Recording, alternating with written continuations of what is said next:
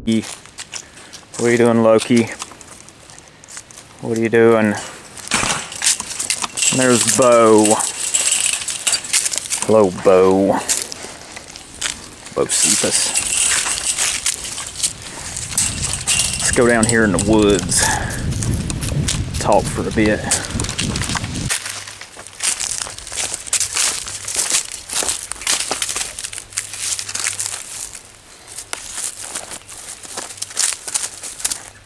A while back, late one night, as I was reading and researching some things,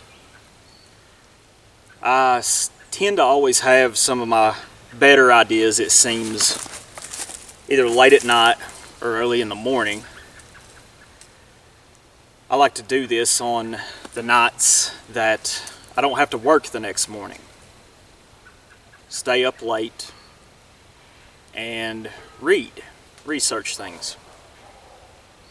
But I came across a name of an important historical figure, and I got to reading a little bit about his life's work. This man's name was Carl Hofer. Hofer. You'll have to forgive me if I'm pronouncing it incorrectly. But Carl Hofer was a German. He was involved in the military. I believe he was born in 1869, possibly in Munich. I can't recall right now. Forgive me if I'm wrong on that account. But he was born in 1869. He was, as I mentioned, involved in the military. He was a sort of diplomat, ambassador, and military advisor to the Japanese in the 1900s and 1910s, I believe. He developed a sort of admiration for Japanese culture, the samurai tradition, you could say. The Japanese thought so high of him that they initiated him into a Japanese secret society called the Order of the Green Dragon. Now, while Hofer had an admiration of Japanese culture, he was a German nationalist, you could say. And he thought that there was some overlap between these two different and distinct peoples. Now, Carl Hofer was involved in World War I. At the conclusion of the war, I believe it was sometime during the war, he met Rudolf Hess. And as we all know, Rudolf Hess was imprisoned with Adolf Hitler after the failed beer hall push, I believe. They were imprisoned together. And this is how Hofer had met the Austrian artist. He would travel a distance and mentor them as they were imprisoned. Hofer was what you could call a sort of proto-Eurasianist. He is the man that is credited with coming up with the concept of geopolitique. His ideas had an immense sort of influence on the Austrian artist, and his idea was that Germany should align itself with Russia and Japan. He believed that the German future lied in the east, not so much the west. Hofer was also he was anti-American, also quite anti-Semitic, even though his wife Martha, her father was Jewish.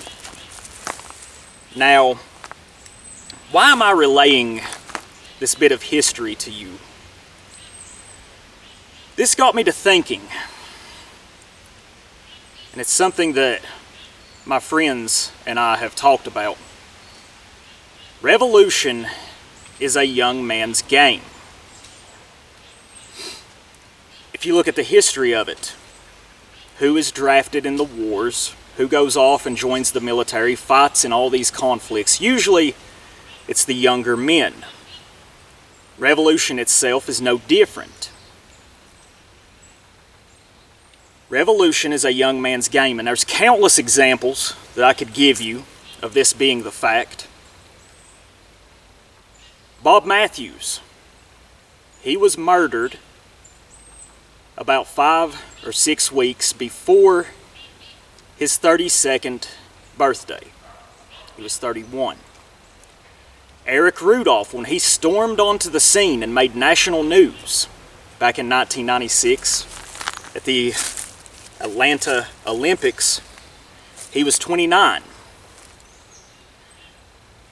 Now, Rudolph, he was on the run from I believe 1998 until 2003.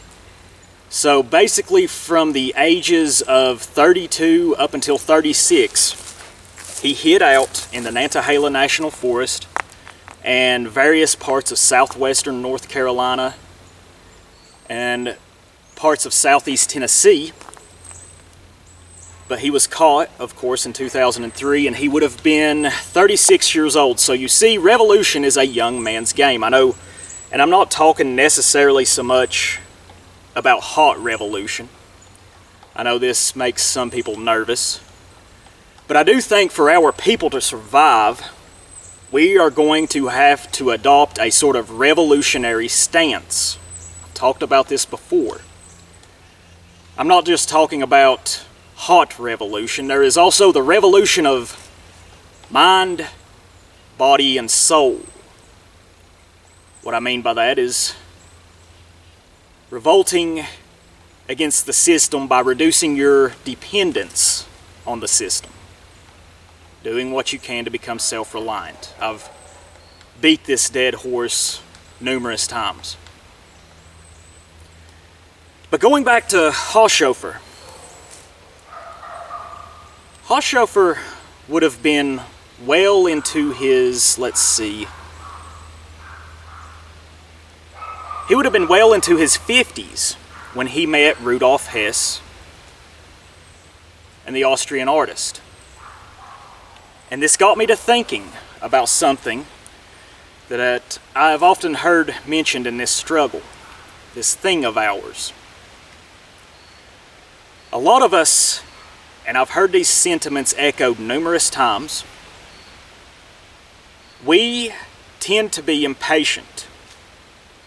I include myself in this group. I do grow tired and impatient with a lot of the same sort of repetitive actions that I see on our side of things.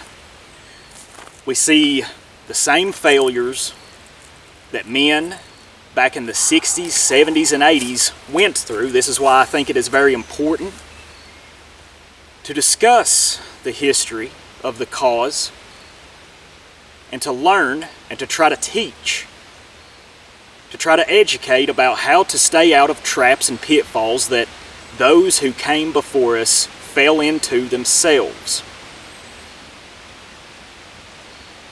Hofer, as I mentioned, was well into his 50s. He was not a young man. And we all know the history that followed. Germany did sign the Molotov-Ribbentrop Compact, the agreement. But we remember, and it's easy to recall what all came to pass after, I believe it was the summer of 1941. You know, I hear a lot of people say they want to win now. They want to clean this mess up now so that their children or grandchildren don't have to deal with it. I admire this sentiment. It is noble. But I gotta tell you, this struggle of ours is going to be multi-generational. It's going to take some generations to undo the damage that we have witnessed over the last 80 years, perhaps even longer. You see, a lot of people wish for what you could say is total Aryan victory now. But we got to be real here. It's not going to be that way. And I know that we all grow impatient, but impatience can lead to rash and erroneous actions. You make mistakes oftentimes when you're in a hurry. It's going to take generations. This video is going to tie into another video that I'm going to make here in the future. In that future video, I'm going to talk about a few things that, looking back on it, that perhaps I was wrong about after consideration. You know, I'm humble enough to admit that on certain things I am not always right. Not above that. And I'm going to discuss a little bit about that in that future video. This is all going to tie into it. But it's going to take time. If you have time and pressure, you can create diamonds. You can move mountains. You can do all these things. All you need is time and enough pressure. Do we have that time is the big question. We are all well and aware that our society is in a total state of decline. We're aware that our people as a whole, as a collective, are also in a state of decline, not only in numbers, even though that is glaring and very pressing, but we're also in a state of decline as far as testosterone, as far as we're in a decline spiritually. It's not only physically, but it's also spiritually. Do we have that time? I cannot answer that. But what I will say is, I believe we're going to have to make that time. That is why I believe natalism is an important thing. It's a very important thing to build your own Native European family. For you young men, this should be one of your top priorities. Find you a good, beautiful, suitable mate and work on producing your family. You know, and we have to make these generations. And not only that, that is only a half to a third of the battle. I believe our children and grandchildren are going to have to be even tougher and even more intelligent than we are. You know, I kind of view my generation and maybe the generations preceding it, you know, we've softened. I believe millennials are perhaps the most deceived generation out there. I mean, after all, I think the idea of giving children trophies for just participation on a sports team, this concept came to be when I was a child, I believe. We were deceived. And I cannot speak, and perhaps it's a little too early to speak about Generation Z, but I will say this, I think each generation has gotten softer. Not only do you have to produce these generations, you have to educate and you have to make them tough, you will have to make them rough, and you will have to instill certain values, and you will also have to do away with this sort of just grotesque morality that we see that plagues a vast majority of our people. We'll have to do away with that completely. We need our sort of in-group morality. I've talked about this at length before. So making the generations is only a third to a half of the battle. educating them, loving them, and raising them well. That's where the rubber meets the road. It's going to take generations, and we're going to have to make those generations. You know, I want to warn you guys against this. Beware of utopia. Utopia doesn't exist, and it never will. You know, perhaps even if we were to break away and have some sort of ethno-state, our problems will not end there. The struggle never ends. Utopia, this pie-in-the-sky notion, I believe is dangerous. Utopia is dangerous. Because if you're constantly chasing utopia, you forget to appreciate the good things that you already might have.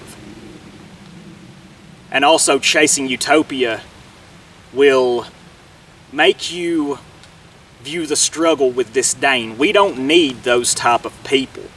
We need people who will embrace the struggle, who will take whatever may come and turn it into something positive. The sort of alchemical process, you could say. That is what we need. You know, this is one thing, I don't mean to sound anti-Christian here, this is one thing I never understood about the concept of heaven back when I was a child, well, mainly a younger man. The idea that upon your death you go somewhere where everyone is happy and everything is just perfect. I can't really wrap my mind around that because perhaps I am limited by my view of this mortal coil, but I believe you have to have the bad in life to appreciate. You have to have the bad, the terrible, and ugly to appreciate anything that is genuinely wholesome and beautiful. I truly believe that. So you see, I believe it's going to take generations. Is there anything else? I believe that's about it. I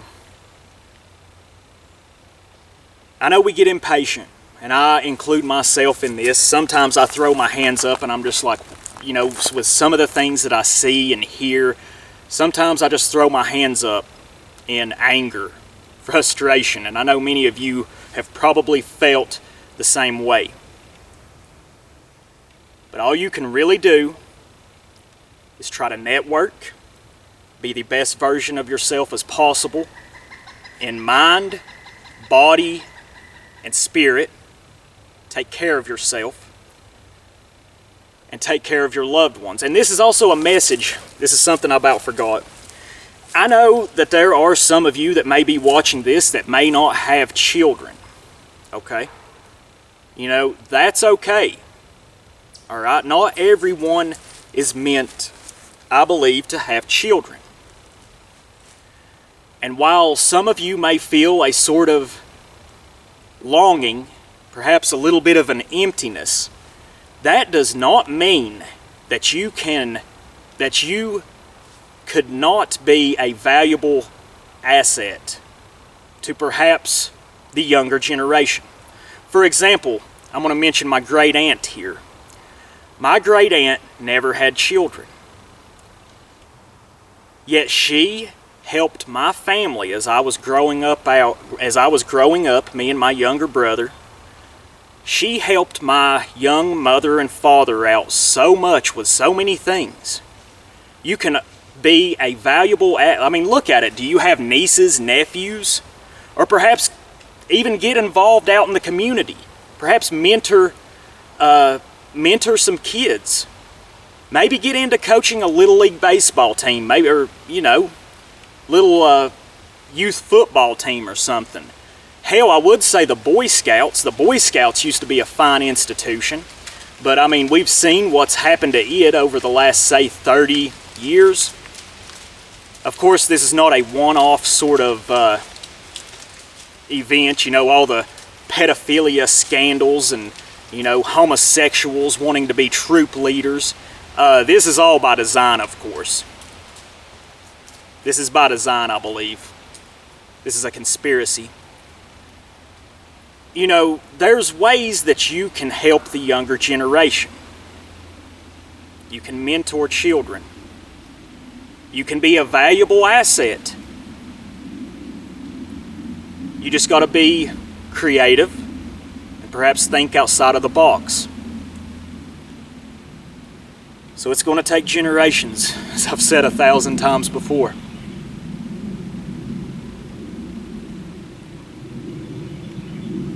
Thank you all for watching. Bye-bye.